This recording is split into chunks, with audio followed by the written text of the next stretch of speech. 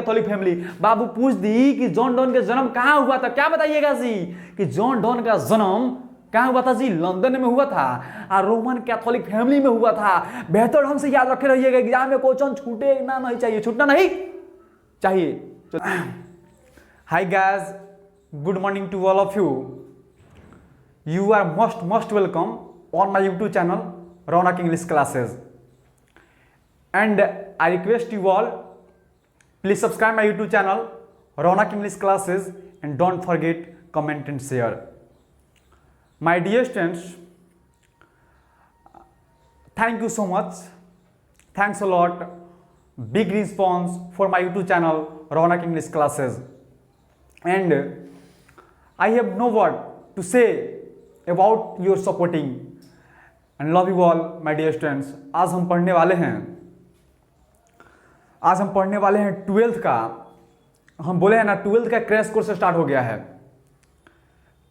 12th का crash course start हो गया है जिसमें हम 12th में पढ़ने वाले हैं पोइट्री सेक्शन। किताब स्टार्ट कर रहे हैं ऑब्जेक्टिव, आपका किताब का ऑब्जेक्टिव स्टार्ट होने वाला है और हम पढ़ने वाले हैं पोइट्री सेक्शन। देखिए, हमको पूरा फुल नंबर चाहिए किसी भी कीमत पर। 12th में आपका एग्जाम में एक भी क्वेश्चन नहीं छूटेगा, ऑब्जेक्टिव से, सब्जेक्टिव से और ग्रामर से। तो आप सभी से रिक्वेस्ट है, वीडियो में आप लोग अंत तक बने रहिए। चलिए मेरे प्यारे विद्यार्थियों, शुरू करते हैं हम। सबसे पहले पोइट्री हम क्यों, इससे आपका पूछता है कि कौन चैप्टर को कौन राइटर लिखा है, ये जानना बहुत जरूरी है आपके लिए। तो सबसे पहले हम ये जानेंगे कि sweetest love I do not go को कौन लिखा है। देखिए, sweetest love I do not go के जॉन डॉन लिखा है। कौन लिखा है जी? John Donne. Sweetest love I do not go के किसको द्वारा लिखा गया है? जॉन डॉन के द्वारा। फिर कहता है सॉन्ग ऑफ माई सेल्फ को कौन लिखा है जी? Volt Whitman. बात समझिए, याद करना होगा आपका। मैचिंग में 5 नंबर का पूछेगा 12th के एग्जाम में, दे देगा 5 को आपका पोएम का नाम दे देगा और उसके जो राइटर है उसका नाम दे देगा, तो आपको मैचिंग करना होता है। ठीक है जी, तो समझिए इसका। ये आपका पहला कविता है sweetest love I do not गो, इसको कौन लिखा है जी? John don. कौन लिखा है बोलो ना? John Donne. कौन लिखा है? John Donne. दूसरा है आपका song of my self. Song of my self का लिखने वाला है वाल्ट व्हिटमैन। कौन है जी? Volt Whitman. उसके बाद में समझिएगा आपका now the leaves are falling fast. क्या है जी? Now the leaves are falling fast का राइटर है W.H. ऑडेन। क्या है जी? W.H. ऑडेन। बात समझिएगा, याद कर लीजिए। पूछ देगा कि now the leaves are falling fast का राइटर कौन है जी? तो W.H. ऑडेन। उसके अंदर पूछ देगा टू ऑटम या और टू ऑटम का राइटर कौन है जी? John Keats. पूछ देगा आपका एग्जाम में कि जॉन और टू ऑटम का राइटर कौन है, तो बताना होगा जॉन कीट्स। कौन है जी? John Keats. फिर उसके अंदर कहता है एन अमिताभ। एन अमिताभ का राइटर कौन है जी? कहता है एन अमिताभ का राइटर है वाल्टर डी ला मेयर। कौन है जी? Walter de la Mare. बात समझिएगा। फिर कहता है द सोल्जर का राइटर कौन है जी? पूछेगा एग्जाम में तो बताना होगा। द सोल्जर का राइटर है रूपर्ट ब्रूक। कौन है जी? Rupert Brooke. उसके बाद में कहता है मैकाबिटी द मैस्टिकेट। मैकाबिटी द मैस्टिकेट का राइटर कौन है जी? T.S. एलियट। कौन है जी? T.S. एलियट। कहता है मैकाबिटी द मैस्टिकेट का आपका राइटर कौन है जी? T.S. एलियट। फिर उसके बाद में कहता है ना फायर हाइमन का आपका राइटर है केकी एन दारूवाला। कौन है जी? फायर हाइमन का राइटर कौन है जी? केकी एन दारूवाला। और स्नेक का राइटर है D.H. लॉरेंस। कौन है जी? D.H. लॉरेंस। उसके अंदर माई ग्रैंड मदर्स हाउस का राइटर है आपका कमला दास। माई ग्रैंड मदर हाउस का राइटर कौन है जी? कमला दास। पोइट्री में आपका 10 चैप्टर है और ये 10 चैप्टर का आपका राइटर का नाम और आपका पोएम का नाम याद करना होगा। जब आप इसको बेहतर तरीकों से याद कर लोगे ना, तो आपका एग्जाम में 12th के एग्जाम में आपका 5 नंबर पक्का। 12th के एग्जाम में 5 नंबर पक्का। यदि आपको इसको बेहतर तरीकों से याद करते हैं तो आपका 12th का एग्जाम में पूरा 5 नंबर को मिलेगा। अब हम पूरा का ऑब्जेक्टिव बेहतर ढंग से सीरियस से आपको बताते चलेंगे। चलिए अब पहला चैप्टर हम स्टार्ट करेंगे sweetest love I do not गो का।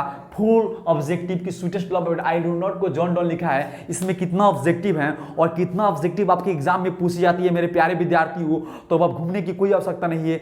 आप पूरा बेहतर ढंग से आप हमारे यूट्यूब चैनल पर आ जाइए और अपने ज़िंदगी को बेहतर बनाइए और आप कम से कम बेहतर से बेहतर नंबर लाकर आप समाज का नाम रोशन कीजिए, देश का नाम रोशन कीजिए। चलिए मेरे प्यारे विद्यार्थियों, इसके बाद में देखते हैं हम sweetest love I do not गो का फुल ऑब्जेक्टिव की क्या क्या है। इसको आप बेहतर ढंग से याद कर लीजिएगा। आपको मैचिंग पूछ देगा, आपका दे देगा एक जगह और टू ऑटम का कौन लिखा है जी? तो जॉन कीट्स। उसको मैच करना, आपका मैचिंग दे देगा, यहाँ पर मैचिंग करना पड़ता है, इसलिए मैंने पढ़ाया है। चलिए मेरे प्यारे विद्यार्थियों,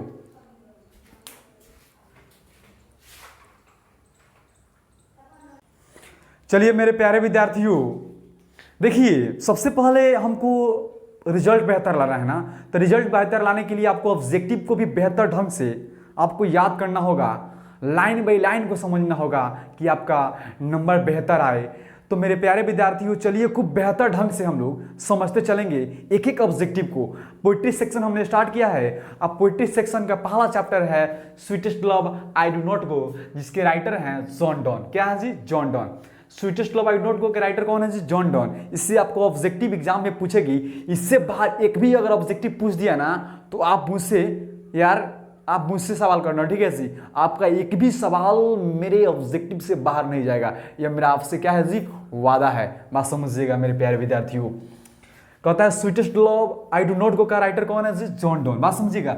देखिए इसका ऑब्जेक्टिव जितना है ना, sweetest love I do not गो में जितना भी ऑब्जेक्टिव उसको हम समझते हैं, कितना ऑब्जेक्टिव आपको एग्जाम में पूछी जा सकती है। और कहता sweetest love I do not गो का मतलब होता है ओ मेरी जान, ओ मेरी धड़कन, ओ मेरी महबूबा, मैं तुमको छोड़कर नहीं जा रहा हूं, मैं तुमको छोड़कर नहीं जा रहा हूं। इसका राइटर कौन है जी? John don. कौन है जी? John don. देखिए पहला आपका ऑब्जेक्टिव बनता है sweetest love I not go से, कहता John Donne was a lyrical and historical poet. अगर तुमको पूछ देना कि जॉन डॉन कौन कौन से पोएट है जी, तो आपको बताना होगा जॉन डॉन वाज अ लाइरिकल, क्या जी? लाइरिकल एंड हिस्टोरिकल पोएट। बात समझिएगा। कहता है ना लाइरिकल एंड हिस्टोरिकल पोएट, व्यंग्यात्मक और काव्यात्मक कवि हैं। कहा है जी? जॉन डॉन कौन सा कवि है जी? लाइरिकल और हिस्टोरिकल। बात समझिए कि नहीं जी? जॉन डॉन व्यंग्यात्मक और काव्यात्मक कवि हैं। पहला आपका ऑब्जेक्टिव है। दूसरा ऑब्जेक्टिव देखिएगा, कहता he was a metaphysical poet. वो कौन सा कवि है जी? वो मेटाफिजिकल पोएट है। मेटाफिजिकल माने होता है आध्यात्मिक कवि। कौन सा कवि है जी? आध्यात्मिक कवि। कहता ना he was a metaphysical poet. अगर एग्जाम में पूछ देगा ना वो कौन सा कवि है, तो क्या बताएंगे जी? Metaphysical poet. क्या बताएंगे जी? Metaphysical poet. चलिएगा, आपको बताना होगा बेहतर ढंग से। कहता ही वाज बोर्न। उनका जन्म कब हुआ था जी? जॉन डॉन का जन्म कब हुआ था जी? तो जॉन डॉन का जन्म 1572 में हुआ था। कब हुआ था जी? 1572 में। पूछ देगा कि जॉन डॉन का जन्म कब हुआ था, तो क्या बताइएगा जी? कि जॉन डॉन का जन्म 1572 में हुआ था। और जॉन डॉन कैसे कवि थे? तो क्या जी? मेटाफिजिकल पोएट थे। बात समझिएगा, बताना होगा आपको। कहता ही डैड, उनकी मृत्यु हो गई थी 1631 में। कब मर गए जी? 1631 में मर गए। कहता है देखिएगा बेहतर है, कौन देगा कि उनकी मृत्यु कब हुई थी जॉन डॉन का, तो बताना होगा कि 1631 में उनकी मृत्यु हो गई थी। कहता है ना John Donne is well known, John Donne को जाना जाता है फॉर हिज सॉन्ग्स, उनके गाने के लिए, सोनेट्स। देखिए पूछ देगा ना जॉन डॉन को किसके लिए जाना जाता है, तो बताना होगा कि सॉन्ग्स के लिए जाना जाता है, सोनेट्स के लिए जाता है, एलजी में होता है शोगीत के लिए जाना जाता है। बात समझिएगा। पूछ दो कि जॉन डॉन को किसके लिए जाना जाता है, तो गाने के लिए भी जाना जाता है, चौदेलानी कविता के लिए जाना जाता है, चुटकुला के लिए जाना जाता है, और एलजी में होता है प्रवचन के लिए भी जाना जाता है। बात समझे कि नहीं जी? याद करना होगा कि जॉन डॉन को किसके लिए जाना जाता है, तो गाने के लिए जाना जाता है, सोनेट में होता है चौदेलानी कविता के लिए जाना जाता है, एस्केलस में होता है चुटकुला के लिए, और एलजी में होता है शोगीत के लिए जाना जाता है। बेहतर ढंग से आपका एक भी एग्जाम में क्वेश्चन नहीं छूटेगा, यह मेरा आपसे क्या है जी? वादा है। क्या है जी? वादा है। समझिएगा। कहता he was born in London into a Roman Catholic family. उनका जन्म कहाँ हुआ था जी? देखिए he was born in London, उनका जन्म लंदन में हुआ था। कब हुआ था जी? तो 1572 में हुआ था ना। उनका जन्म लंदन में हुआ था, रोमन कैथोलिक फैमिली में हुआ था। पूछ देगा बाबू कि जॉन डॉन का जन्म कहाँ हुआ था, तो बताना होगा जॉन डॉन का जन्म लंदन में हुआ था और रोमन कैथोलिक फैमिली में हुआ था। कौन सा फैमिली था जी? Roman Catholic family. बाबू पूछ दी कि जॉन डॉन का जन्म कहाँ हुआ था, क्या बताइएगा जी? कि जॉन डॉन का जन्म कहाँ हुआ था जी? लंदन में हुआ था और रोमन कैथोलिक फैमिली में हुआ था। बेहतर ढंग से याद रखे रहिएगा, एग्जाम में क्वेश्चन छूटेना नहीं चाहिए, छूटना नहीं चाहिए। चलिए, कहता है ना men's power is feeble at the time of love. देखिए मेंस की जो कभी मेंस की जो शक्ति है ना, ये कमजोर पड़ जाती है लव के समय पर। जो इंसान की जो प्यार है ना वो क्या हो जाती है? कम पड़ जाती है। बात समझिए कि नहीं? जो मनुष्य की जो शक्ति है ना वो कम पड़ जाती है। कब? प्यार के। जब कोई भी इंसान जो प्यार में पड़ता है ना तो उसकी शक्ति है ना, उसकी पावर है ना कम हो जाती है, फीबल्स हो जाती है, क्षीण हो जाती है। याद रखिएगा फीबल्स। पूछ दे मेंस पावर इज क्या है? Men's power is the feebles at the time of love. Love की क्या जी? टाइम पर है। बात समझिएगा, बेहतर ढंग से समझिएगा। तो पोएट लव से कवि क्या करता है जी? प्यार करता है हिज बिलव, अपने प्रेमिका से, टू मच, बहुत ज्यादा। ये कवि क्या करता है जी? कहता है ना कवि कहता द पोएट लव्स, कवि प्यार करता है हिज बिलव, अपनी प्रेमिका से, टू मच, बहुत ज्यादा। बात समझी कि नहीं। उसके बाद में देखिएगा पूछ देगा कि पोएट किससे ज्यादा प्यार करता है जी, तो अपनी प्रेमिका से करता है। कितना करता है, तो बहुत ज्यादा। नहीं ना कह दिए कि हाँ 3 किलो प्यार करेला, ऐसे थोड़ा कर सकते हैं जी। हम कह देंगे कि हम आपके लिए 1 बाल्टी प्यार करे हैं, तब तो दिक्कत हो जाएगी। इसको हम क्या करें, एक फीलिंग करके बता सकते हैं। तो कभी कहता है ना, कभी क्या कहना चाहता है, कहता है द पोएट लव्स, कभी प्यार करता है ना हिज बिलव्ड, अपनी प्रेमिका से, टू मच, बहुत ज्यादा। क्या करता है जी, बहुत। बात समझिएगा। फिर कहता है ना the poet wants to go away because his, कहता है the poet wants to go away because he is tired, वो थक गया है, ऑफ हिज बिलव्ड। देखिए वो अपनी प्रेमिका से उब गया है थोड़े, नहीं वो थका है। बात समझिएगा। पूछ देगा the poet wants to go, इसलिए जाना चाहता है कि वो अपने प्रेमिका से उब गया है, ऐसा बात नहीं है। देखिए कभी इसलिए नहीं जाना चाहता है कि वो अपने प्रेमिका से उब गया है, पत्नी को समझाना चाहता है, अपने प्रेमिका को समझाना चाहता है कि मैं इसलिए जा रहा हूं कि मैं आपसे उबगा नहीं हूं, क्योंकि एक दिन ना एक दिन मृत्यु आएगी, हम दोनों को जुदा कर देगी। इस जुदाई का हम क्या करने जा रहे हैं जी, रिहर्सल करने जा रहे हैं। बात समझिएगा। फिर कहता है ना ट्रू लव, कहता है true love knows, true love में कोई डिस्टेंस नहीं होती है। सच्चे प्रेमी में, सच्चे प्रेमी के जो बीच का जो रिलेशन होता है ना, उसमें कोई दूरी नहीं होती है जी। सच्चे प्रेमी के जो बीच की जो दूरी होती है ना, उसमें नो डिस्टेंस, कोई अंतर नहीं होता है। बात समझिएगा बेहतर ढंग से। आपका और 2-4 ऑब्जेक्टिव उसको हम क्लियर करते हैं मेरे प्यारे विद्यार्थियों, पूरा बेहतर ढंग से मैं आपको समझाने का प्रयास इंग्लिश क्लासेस पर। और अभी तक चैनल सब्सक्राइब नहीं किया होना यार, बहुत फायदामंद है। It is very useful for your life, for your examination, and I think your result is more than 95%। यार इसके लिए तुमको सब देखिए, कहता true love knows no distance, सच्चे प्रेमी के बीच में कोई दूरी नहीं होती है ना यार, कोई दूरी नहीं होती है सच्चे प्रेमी के बीच में। जब आप किसी से सच्चा प्यार करते हैं ना, तो वो पटना रहे, अमेरिका रहे, फ्रांस रहे ना, उसके बीच में भी कोई दूरी नहीं होती है।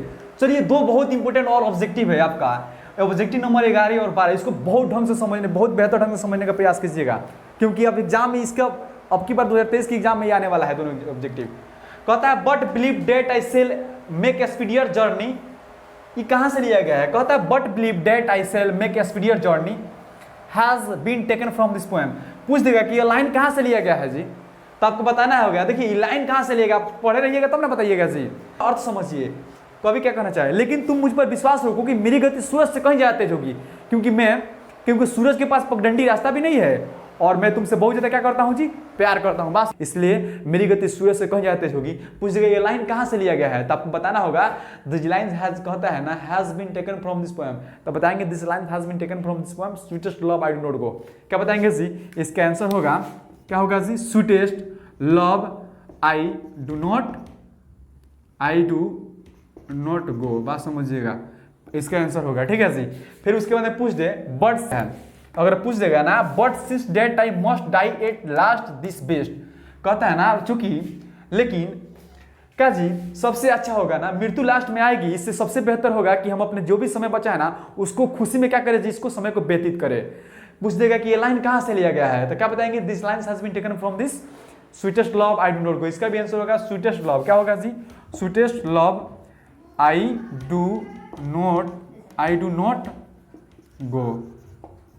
ये 2 एक्सप्लेनेशन है आपका। बात समझिएगा, एक्सप्लेनेशन भी आपके एग्जाम में पूछता है, पूछ देगा कि लाइन कहां से लिया गया, तब आप पढ़ रहिएगा, इसका अर्थ निकालिएगा। तो मेरे विद्यार्थियों आपका ये दोनों एक्सप्लेनेशन बहुत इंपॉर्टेंट है, यही आपके एग्जाम में आएगा। तो इसलिए मैं आप लोगों से कहना चाहता हूं कि आप लोग एक भी क्लास अब्सेंट मत कीजिए, वीडियो को पूरा बेहतर ढंग से देखिए। और मेरे प्यारे विद्यार्थियों इसके बाद में एक आपका पर डे पोएट्री का पार्ट वीडियो, आपका 10 वीडियो 10 आपका पार्ट में मिलेगा ऑब्जेक्टिव का, ठीक है मेरे प्यारे विद्यार्थियों। तो इसके लिए आप लोग एक भी वीडियो मत छोड़िए मेरे प्यारे विद्यार्थियों, आप लोग से मेरा रिक्वेस्ट समझिए कि आपका रिजल्ट बहुत बेहतर आने वाला है। चलिए मेरे प्यारे विद्यार्थियों, that's all, thank you so much, तब तक के लिए बाय बाय। फिर मिलेगा सॉन्ग ऑफ माई सेल्फ आपका अगले वीडियो में। चलिए जी।